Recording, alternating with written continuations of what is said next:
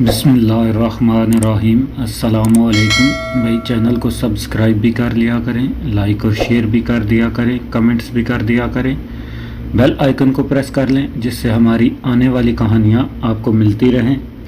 मैंने एक मुसलमान पुलिस अफसर को बेदार कर दिया और फिर जैसे ही वो बेदार हुआ, रोशनदान से एक पत्थर कमरे में आकर गिरा जिसके साथ एक पर्चा लपेटा हुआ था। पुलिस अफसर जल्दी से उठा और वो पर्चा उठा लिया जो इस पत्थर के साथ कमरे में गिरा था। इस पर्चे में इसने जब्बार के मुताल्लिक सारी तफसील पढ़ी। वो पर्चा एक गुमनाम शख्स की तरफ से इसे लिखा गया था जो इसका हमदर्द था और इसकी तरक्की देखना चाहता था। इस पर्चे में ये भी लिखा था कि पर्चा लिखने वाले को अंग्रेज हुकूमत के साथ गहरी हमदर्दी है और वो अंग्रेजों के दुश्मन का सफाया चाहता है। इस पुलिस अफसर के लिए अपने अफसरान की खुशनुदी हासिल करने का ये सुनहरी मौका था। इसने बगैर वक्त ज़ाया किए अपने अंग्रेज अफसरान और आला हकाम से राब्ता कायम किया और फिर वो सब कुछ हो गया जो आप चाहते थे।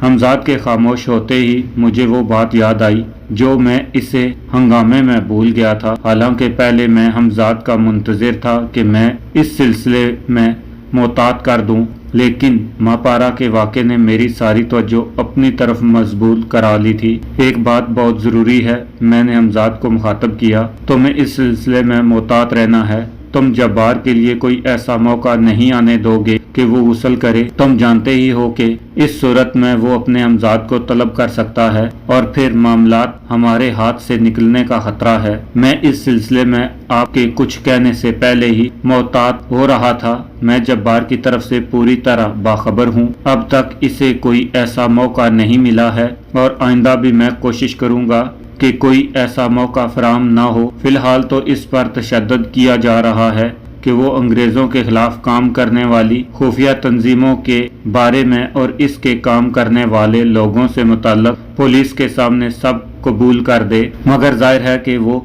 इस सिलसिले में क्या बता सकता है। दिल्ली की हुकूमत को भी इसकी गिरफ्तारी से मुत्तला कर दिया गया है और गालबन आज ही इसे पुलिस की तहवील से मिलिट्री की तहवील में दे दिया जाएगा। हमजाद ने बताया। इसने अब मेरे बारे में कुछ नहीं बताया। मैंने सवाल किया। नहीं, अब तक तो इसने कुछ नहीं बताया, लेकिन कहा नहीं जा सकता वो कब तशद्दुद से तंग आकर तमाम हालात से पुलिस या मिलिट्री को आगाह कर दे। हमजाद ने जवाब दिया, रात मैं पूरी नींद न ले सका था और इस वक्त मुझे नींद का कुछ गलबा महसूस होने लगा था, इसलिए मैंने बकाया बातों को शाम के लिए उठा रखा और हमजाद को रुखसत करके सोने के लिए लेट गया। नाश्ता मैं मुसाफिरखाने में ही कर चुका था। कुछ देर के बाद ही मैं गहरी और पुरसुकून नींद सो गया। शाम के करीब मैं सोकर उठा तो मुझे कुछ भूख महसूस हुई। मैंने हमजाद को तलब करके खाना मंगवाया। खाने से फारिग होकर मैंने हमजाद को मुखातब किया जिसे अभी तक मैंने जाने की इजाज़त नहीं दी थी। आज की रात मेरी जिंदगी की यादगार रात होगी। मैंने हमजाद की तरफ देखते हुए कहा, मगर खिलाफे मामूल मुझे इसके चेहरे पर फिक्रमंदी के आसार नजर आए। मैंने इस बात को महसूस करते हुए कहा, शायद तुम मेरी बात सुनकर उलझ गए हो। मेरी मुराद मापारा से है। मुझे यही तो दुख है कि अब वो रात कभी नहीं आएगी। हमजाद ने बुझे बुझे लहजे में कहा, तुम जब कोई बात करो तो तफसील से किया करो। तुम्हारी बात अक्सर मुझे उलझा देती हैं। मैंने जरा दुरुस्त लहजे में कहा, आखिर तुम्हारी इस बात का क्या मकसद है? हाँ, वो रात अब कभी नहीं आएगी। क्यों? मापारा आज सुबह खुदकुशी कर चुकी है। क्या? मैं चीख पड़ा। कहीं मेरी समात मुझे धोखा तो नहीं दे रही? नहीं, तुमने ये नहीं कहा। मुझे यकीनन धोखा हुआ है। तुमने कुछ और कहा है और कुछ कहा है तुमने। मैंने जो कुछ कहा है और आपने जो कुछ सुना है वो हकीकत है। इस हकीकत को नहीं बदला जा सकता। आज सुबह जब मैं इसे छोड़कर आपके पास आया था, इसके फौरन बाद इसने खुदकुशी कर ली थी। हमजाद ने संजीदगी से कहा, नहीं, ये नहीं हो सकता। वो मुझे इस तरह तड़पता हुआ छोड़कर नहीं मर सकती। तुमने इसे ऐसा करने से रोका क्यों नहीं? बताओ, जवाब दो, तुमने इसकी तरफ से मुझे बेखबर क्यों रखा? और इसके बाद मेरी आवाज भर गई। मैं इस वक्त आपकी खिदमत में था जब मेरे इल्म में ये अंदोनाक बात आई। वो अपनी जान से गुजर चुकी थी। आप इस वक्त तक सो चुके थे और मैं नहीं चाहता था कि ये मनहूस खबर आपको बेदार करके सुनाऊं। और ऐसी सूरत में जबकि हम मापारा के लिए कुछ भी नहीं कर सकते थे। वो एक खुददार और सरकश लड़की थी। वो बहुत अजीम थी, बहुत। मैं शेख करामत इससे हार गया। मापारा ने मुझे शिकस्त दे दी। वो जीत गई। मुझे अपने जज्बात पर काबू पाना मुश्किल हो रहा था। इसने एक दिन भी बेइज्जती की जिंदगी बर्दाश्त नहीं की। वो मामूली लड़की बनकर जिंदा नहीं रहना चाहती थी। वो अपनी मर्जी और पसंद की जिंदगी गुजारना चाहती थी। इसने हुक्म देना सीखा था, हुक्म सुनना नहीं। वो मजलूम बनकर जिंदा नहीं रह सकती थी। वो जालिम थी। क्या ये जुल्म नहीं कि वो मुझे इस तरह बिलकता और बैन करता हुआ छोड़ गई? इसने अपनी मर्जी की जिंदगी गुजारी और अपनी मर्जी ही की मौत पसंद की। मैं न जाने जज्बात में क्या क्या कहता रहा और न जाने कितनी देर अपने हवास में न आया। हमजाद खामोशी से सर झुकाए मेरे रोने और तड़पने को देखता रहा। फिर जब मेरी हालत कुछ बेहतर हुई तो मैंने हमजाद से दरियाफ्त किया, क्या इसे दफना दिया गया? जी हाँ, हमजाद ने जवाब दिया। मैं आखिरी बार इसकी सूरत भी न देख पाऊंगा। कितना बदनसीब हूँ मैं। मेरी आंखें भर आई। इसके बाद हमजाद ने मुझे बताया कि मापारा ने गले में फंदा डालकर इस कमरे में खुदकुशी कर ली थी जहाँ मैंने इसे आखिरी बार देखा था। मापारा की मौत ने मेरे दिल पर वो चिरका लगाया था जिसका अंदमाल मुश्किल था। इस सदमे ने मुझे बेहाल कर दिया था। मापारा की मौत ने औरत के बारे में मेरे अंदाजे फिक्र को ही तब्दील करके रख दिया था। मैं अब अच्छी तरह समझ चुका था, मर्द चाहे जितना ताकतवर हो लेकिन औरत की मर्जी और मंशा के खिलाफ किसी भी तरह इसे झुकाने पर मजबूर नहीं कर सकता। मापारा के अंदोनाक वाक़े के बाद कुछ दिन तक जैसे मेरी जिंदगी एक जगह ठहर सी गई। मैं दिन रात फ्लैट में पड़ा रहता। जिंदगी से जैसे मेरी दिलचस्पी खत्म हो गई थी। लेकिन दर हकीकत ऐसा नहीं था। अभी हंगामे मेरी तलाश में थे। मापारा की मौत को अभी 3-4 दिन ही गुजरे थे कि एक सुबह हमजाद ने मुझे आकर इत्तला दी कि जब्बार ने मिलिट्री के तशद्दुद के सामने सब कुछ सच कबूल दिया और गुज़श्ता रात ही मिलिट्री ने मेरे कोला टोला वाले फ्लैट पर छापा मारा है और अब वो तमाम शहर में मुझे तलाश करते फिर रहे हैं। इन्हें जब्बार की बातों पर अभी पूरी तरह यकीन नहीं आया। दरअसल इसने ये मानने से इनकार कर दिया कि इसका ताल्लुक अंग्रेजों के खिलाफ किसी खुफिया तंजीम से है, लेकिन इन्हें आपकी तलाश जरूर है। इस दौरान कुछ आला हकाम दिल्ली से कलकत्ता पहुंच चुके हैं जो पहले इस केस की तहकीक पर मामूर हो चुके हैं। उन्होंने भी जब्बार से पूछगुछ शुरू कर दी है, मगर जब्बार की पुरसरार बातें सुनकर इन्हें इस पर एतमाद नहीं रहा है। वो किसी हमजाद के वजूद को तस्लीम करने पर आमादा नहीं है। हमजाद ने मुझे आगाह किया तो इसका मतलब ये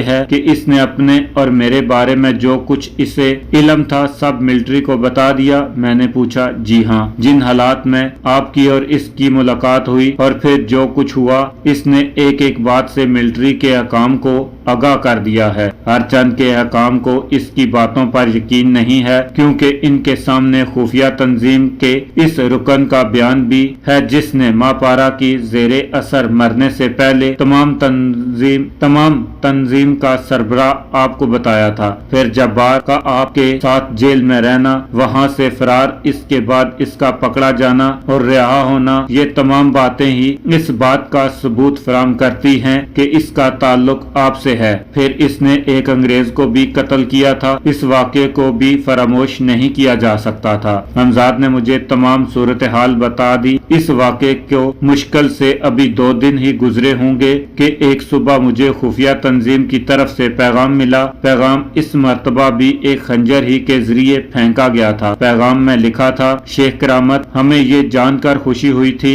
कि तुम्हारे दिल में वतन की मोहब्बत जिंदा है और तुम अंग्रेजों के खिलाफ हमारी मदद करने पर आमादा हो, मगर तुम मीरठ से ऐसे गायब हुए कि काफी दिन तक तुम्हारा कोई पता न चल सका। फिर हमने अपने जराए से मालूम किया कि तुम कलकत्ता पहुंच गए और अब इस बात की तस्दीक भी हो चुकी है, हमारे इल्म में ये भी आ चुका है तुम्हारा साथी मिलिट्री की कैद में है और इसने तुम्हारे बारे में सब कुछ बता दिया है। इससे तुम्हारे और इसके इख्तिलाफ का पता चलता है। बहरहाल हमें इस बात से कोई गर्ज नहीं और हम तुम्हारे जाती मामलात में नहीं उलझना चाहते और न ही हमारा मकसद तुम्हें कोई नुकसान पहुंचाना है। बहुत जल्द हमारा एक नुमाइंदा किसी भी रात तुमसे राब्ता कायम कर लेगा। अगर इस अरसे में तुम्हारा इरादा बदल चुका हो तो हमें तुमसे कोई शिकायत नहीं होगी। तुम हमारे भेजे हुए आदमी से साफ साफ अपने दिल की बात कह सकते हो। इस सूरत में भी तुम हमें अपना दुश्मन नहीं पाओगे। हमारे आदमी की शिनाख्त ये है कि इसके सर पर सबज अमामा होगा। मुहिब्बुल वतन। पैगाम पढ़कर बहुत देर तक मैं ख्यालों में खोया रहा। मुझे वो लोग बड़े अजीब लगे जो एक अजीम मकसद के लिए अपनी जिंदगियां वक्फ कर चुके थे। मैंने जिंदगी में पहली बार खुद को कमतर महसूस किया।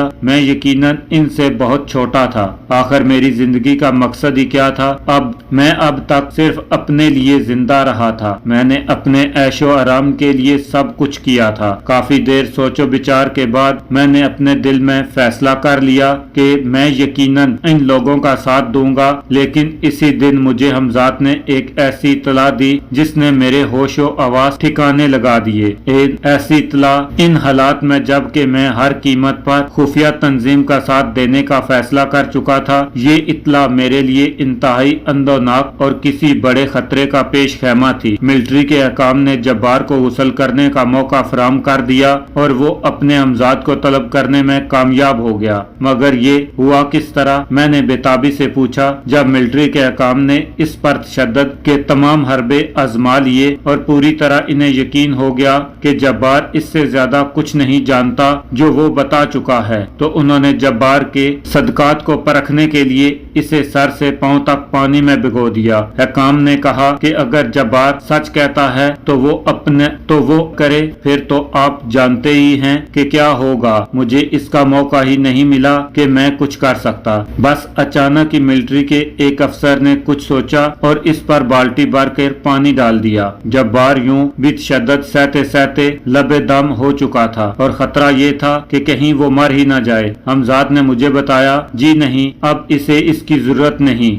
अंग्रेज हकाम ने एक और चाल चली है। वो जब्बार की पुरसरार कुव्वतों से बहुत मुतासर हुए हैं और उन्होंने ये फैसला किया है कि जब्बार के पुरसरार कुव्वतों को अंग्रेजों के खिलाफ काम करने वाली खुफिया तंजीमों के मुकाबल इस्तेमाल करें। जब्बार इनके साथ देने पर आमादा हो गया है। हमजाद ने जवाब दिया। तो गोया वो अंग्रेजों से मिल गया। वो गरदारे वतन खुद अपने हम वतनों की जिंदगियों से खेलेगा, लेकिन मेरे होते हुए वो अपने इस नापाक मकसद में कभी कामयाब नहीं हो सकता। ये कहते कहते गुस्से से मेरी मुट्ठियां बिछ गईं। फिर जब कुछ देर बाद मेरा गुस्सा ठंडा हुआ तो मैंने हालात पर मजीद गौर किया और इसे गौर फिक्र ने मुझे कुछ और उलझा दिया। हमजाद अभी तक मेरे पास मौजूद था। मैंने अपने इस खदशे का इजहार इससे भी कर दिया। इस सूरत हाल में तो जब्बार अपने हमजाद के जरिए मेरे बारे में भी तमाम इत्तलात मिलिट्री के हकाम को फराहम कर सकता है। हाँ, ये भी मुमकिन था, मगर इस सूरत में जबकि खुद आपके कब्जे में आपका हमजाद न होता।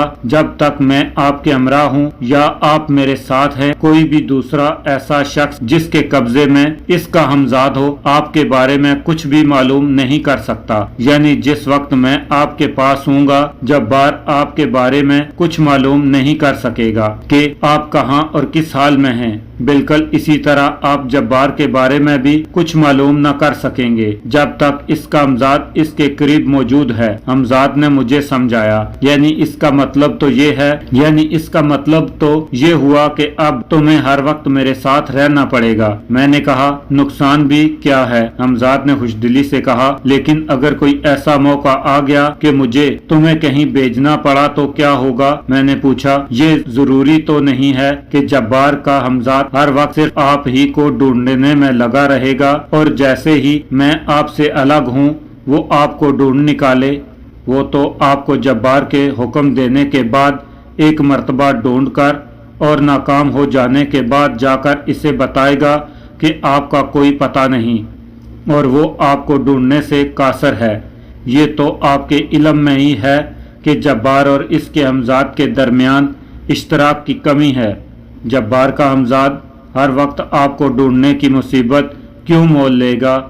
वैसे एहतियातन आज के बाद मैं ज़्यादातर आपकी खिदमत में हाजिर रहने की कोशिश करूंगा, सिवाय इस वक्त के जब कि किसी अशद ज़रूरी काम से आप मुझे कहीं भेजें। हमजाद ने मुझे मुतमिन कर दिया, लेकिन इसके साथ साथ मुझे एक बात और याद आ गई जिसे अब तक मैं भूला हुआ था। गालिबन हमजाद के मद्देनज़र भी नहीं आई थी। तुमने अभी कहा था कि जब्बार मेरे बारे में तुम्हारे होते हुए अपने हमजाद की मदद से ना कुछ मालूम कर सकता है और ना ही मैं इसके बारे में तुम्हारे जरिए कुछ मालूम कर सकता हूँ कि वो कहाँ और किस हाल में है और क्या कर रहा है। तो क्या अब मैं अपने तसव्वुर की कुव्वत को भी काम में लाकर इसके बारे में कुछ नहीं जान सकता, इसे नहीं देख सकता, इसकी बातें नहीं सुन सकता? हाँ, ये भी मुमकिन है आप अपनी इस कुव्वत को बरूए कार ला सकें, क्योंकि जब्बार के पास ये कुव्वत नहीं है। मेरे जहन में भी यही बात थी, लेकिन इसमें सिर्फ एक खतरा है, हमजाद ने मुझे सोचते हुए कहा। वो क्या? मैंने सवाल किया। वो ये कि इस सूरत में जब्बार का हमजाद जो हर वक्त इस पर मुसल्लत रहता है, इस बात से बाखबर हो जाएगा कि जब्बार को कोई पुरस्रार कुव्वत देख रही है और वो कुव्वत इसकी नज़र में सिवाय आपके और कोई नहीं हो सकती। वो जब्बार को आपके बारे में बताकर होशियार ज़रूर कर सकता है, लेकिन अभी तुम कह चुके हो कि जब्बार और इसके हमजाद के दरमियान इश्तराक और हम आंगी की कमी है। इस सूरत में इसके हमजाद को क्या पड़ी है कि वो ख्वामख्वाह इसे इस बात से आगाह करे कि मैं अपनी इस पुरस्रार कुव्वत के ज़रिए इसे देख रहा हूँ। मैंने एतराज़ किया, आपका कहना दुरुस्त है, मगर इस इम्कान को पश्चे पुश्त नहीं डाला जा सकता। हमजाद ने कहा, और फिर इस तरह सिर्फ आप इसे देख और सुन सकते हैं, इसे कोई नुकसान नहीं पहुंचा सकते, लेकिन इस तरह मैं इसके मंसूबों और हरकत व सकनात पर नज़र रख सकता हूँ। हाँ, ये भी मुमकिन है।